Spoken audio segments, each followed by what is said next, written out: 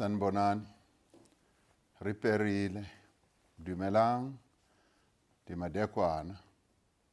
Good evening, Goeienaand. Fellow South Africans, for the past 750 days, our country, South Africa, has been in a national state of disaster. This is an extraordinary situation that is unprecedented in our country's history. The declaration of a state of disaster was a response to a global health crisis that posed a grave threat to the lives and the well-being of our people.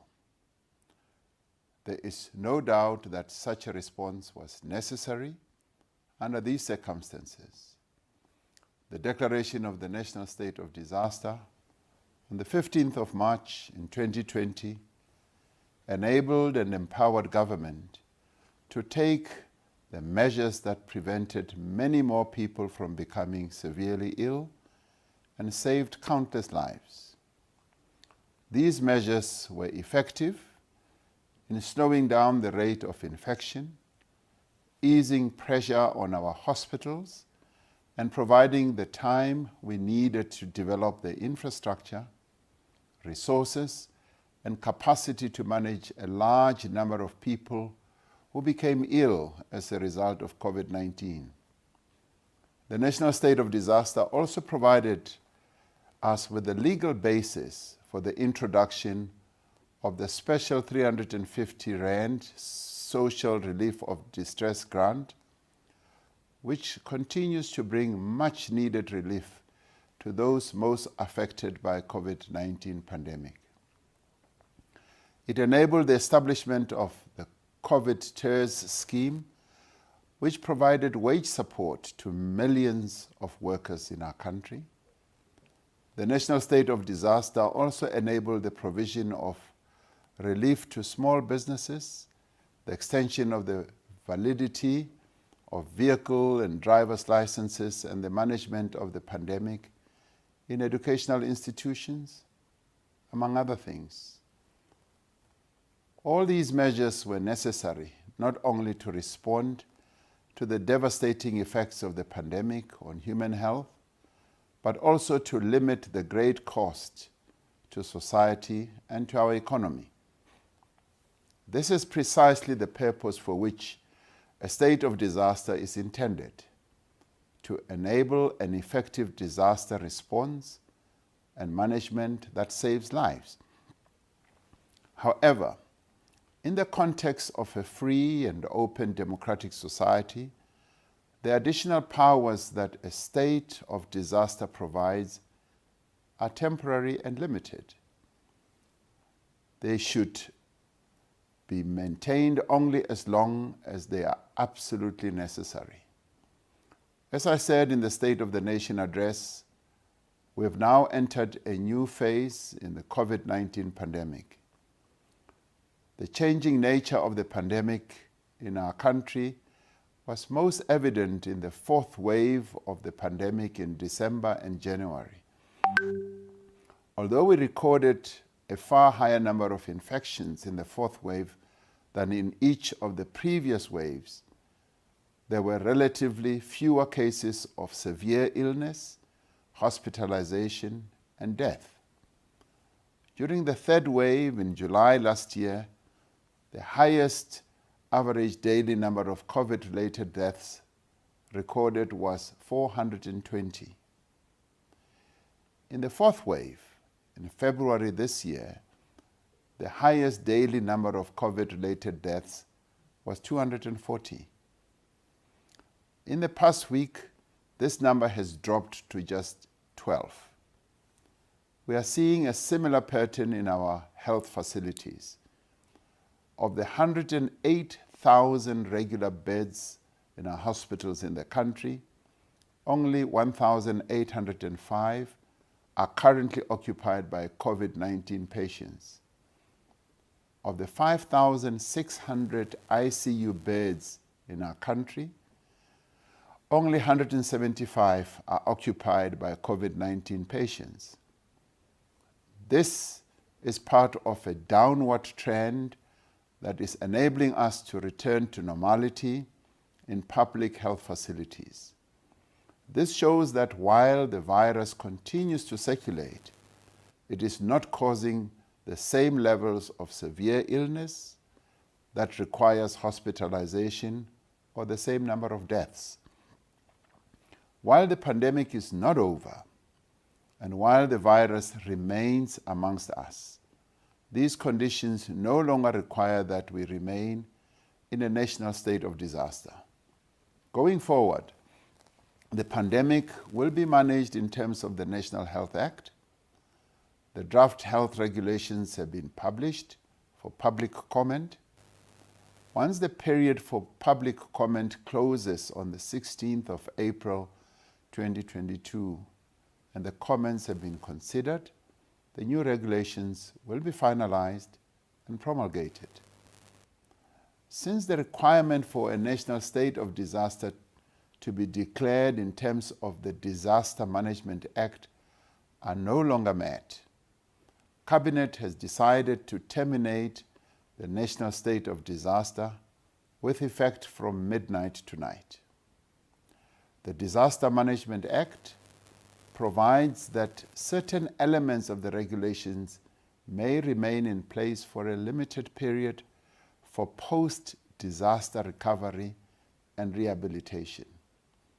Accordingly, certain transitional provisions will remain in place for a period of 30 days after the termination of the national state of disaster to ensure essential public health precautions and other necessary services are not interrupted while the new regulations in terms of the National Health Act come into effect.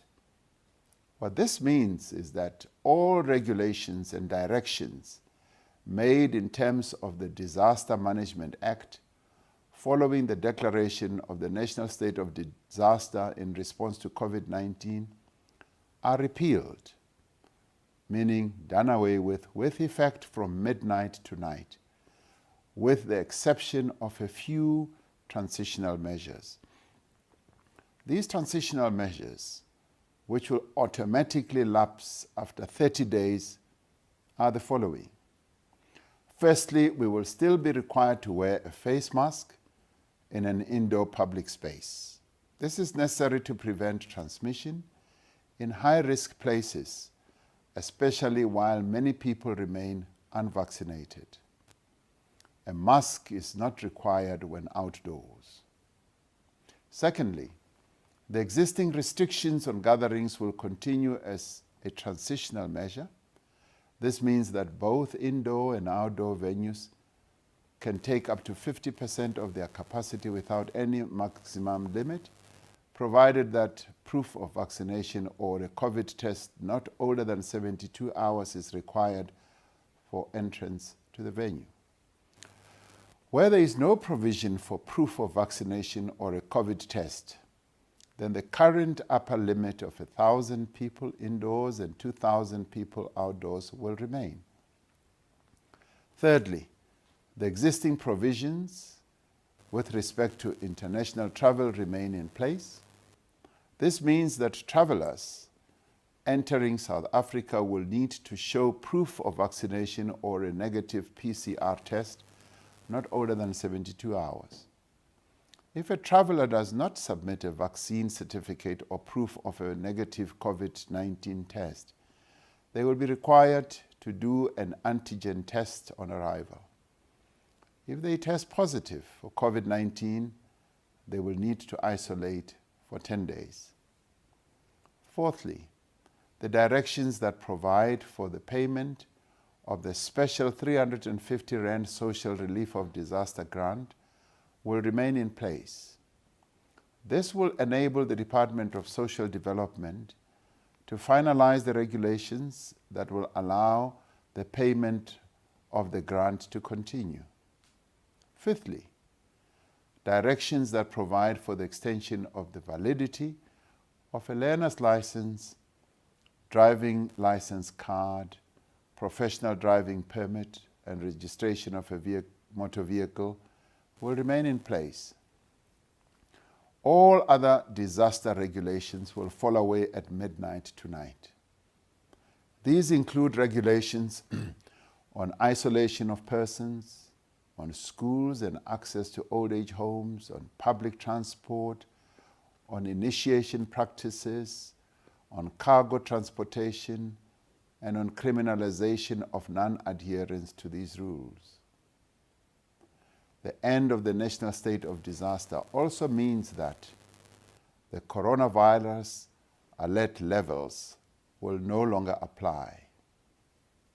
So where we have been, alert level 1 no longer applies. The few transitional measures that remain are limited in scope and allow almost all social and economic activity to resume as normal. They are essential to reduce the risk of a further COVID-19 wave and further disaster. They also ensure that people can continue to receive their special 350 Rand social relief of distress grant and that there is no interruption regarding driver's licenses. As I've explained, these are transitional measures that will lapse after 30 days. This will allow the management of the pandemic to be dealt with as appropriate by the health regulations or other provisions. There is one last measure that will outlive or remain and outlive the national state of disaster. This is the COVID-19 vaccine injury no-fault compensation scheme.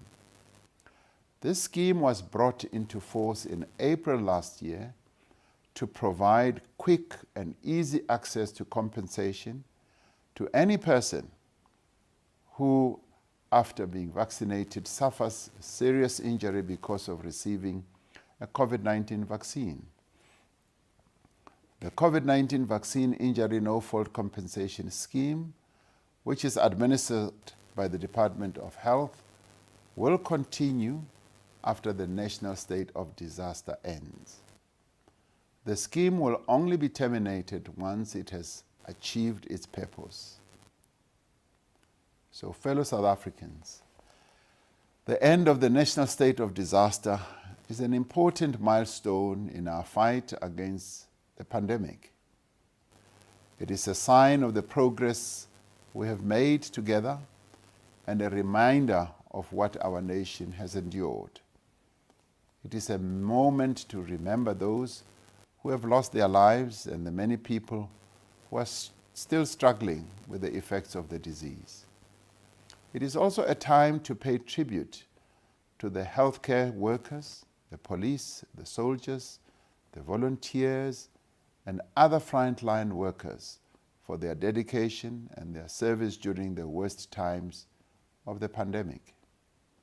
The end of the national state of disaster is a firm statement of our determination to live our lives and rebuild our country, even as this virus remains in our midst. It should give all of us the confidence to return to the lives we led before the pandemic, with a few simple adjustments to protect those around us. It should provide our businesses with certainty that they can operate and invest without the prospect of further restrictions. Importantly, by ending the national state of disaster, we are each taking more individual responsibility for protecting our health and the health of others. Our greatest responsibility is to make sure that we are vaccinated against COVID-19 and to encourage others to get vaccinated. Vaccination is still our best defense against COVID-19.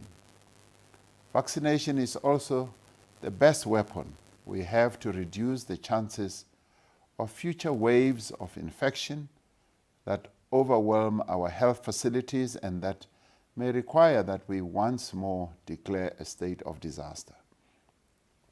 We must, however, remain cautious and ever vigilant. We have learned that this virus is unpredictable and that the situation can change rapidly. Therefore, we are continuing to work with the World Health Organization and other bodies to understand the increase of cases of infection in other parts of the world and to assess the relevant emerging scientific information. We keep reading and hearing that a number of other countries around the world are having great infections or higher infections. So we have acted together with purpose and resolve in the past 2 years to overcome this pandemic. So we need to remain vigilant. Although the pandemic is not over and although we continue to remain cautious, we can be confident that we are in a better position now than we have been at any other time over the last 750 days. We are hopeful that the worst is behind us, and we are confident that there are only better days that lie ahead. This is now the time to grow our economy. Now is the time to get our country back on track. And this is the time for us to heal, to recover, and to rebuild. Nkosi sikelele Afrika. Mudzimu ashiduphaze Afrika Chipembe. Hosi katekisa Afrika. Mudimu boloka sitjhaba sa heso. I thank you all.